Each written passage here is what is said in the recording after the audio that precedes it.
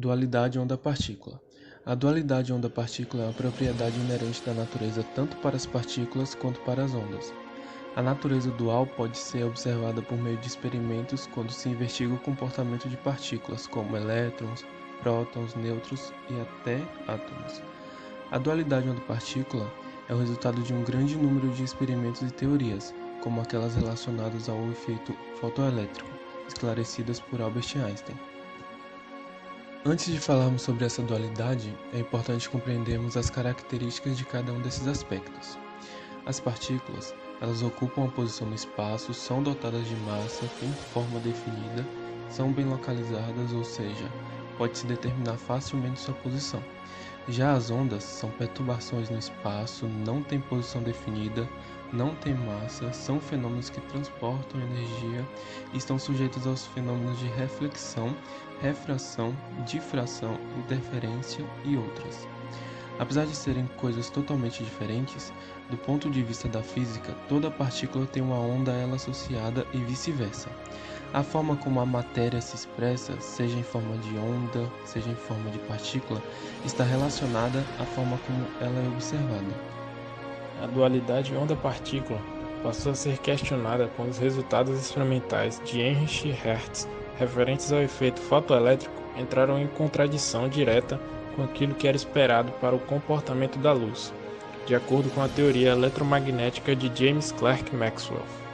Segundo a teoria vigente da época, qualquer frequência de luz deveria ser capaz de ejetar elétrons de uma folha metálica. Entretanto, os resultados de Hertz mostraram que era somente a partir de certas frequências que se detectava tal emissão. A explicação para o efeito fotoelétrico foi feita por Albert Einstein em 1905.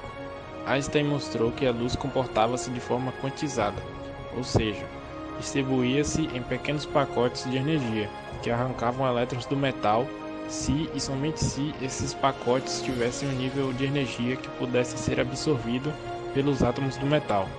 A ideia de que a luz podia ser quantizada não era uma novidade.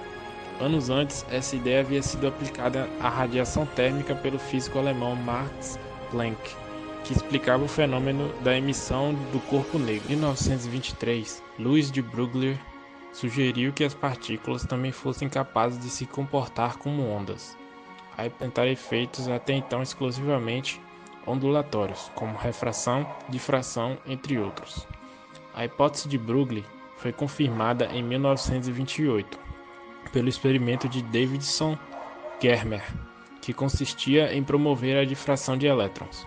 Para que isso fosse feito, um feixe catódico era direcionado a um alvo de níquel que podia ser rotacionado, de modo a alterar o ângulo em que o feixe de elétrons incidia sobre o plano de átomos de níquel. Os resultados mostraram picos de intensidade para as partículas que eram refletidas sobre certos ângulos, indicando a existência de um padrão de interferências construtivas e destrutivas para a reflexão dos elétrons. A figura a seguir ilustra a situação em que os elétrons são difratados.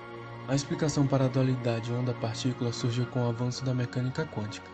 Atualmente, sabe-se que todos os sistemas quânticos são regidos por um mecanismo conhecido como princípio da incerteza de Heisenberg. Segundo esse princípio, as partículas são como um campo de matéria, uma vez que não é possível determinar com absoluta certeza a posição de uma partícula quântica. A partir do desenvolvimento da equação de Schrödinger, passamos a entender que todas as partículas são completamente caracterizadas por uma função de onda, que nada mais é do que uma expressão matemática que carrega consigo todas as informações que podem ser extraídas daquela partícula. Antes de observarmos um sistema quântico, suas informações são indeterminadas. Depois de observadas, é possível localizá-las e medi-las. Nesse caso, dizemos que sua função de onda sofreu um colapso, apresentando-se em um de seus possíveis estados. Em outras palavras, o que determina se uma entidade quântica é uma onda ou uma partícula é o próprio ato da observação, pois é possível que se realize um experimento e se observe um comportamento corpuscular e um outro experimento revele um comportamento ondulatório, tudo graças à probabilidade da física quântica.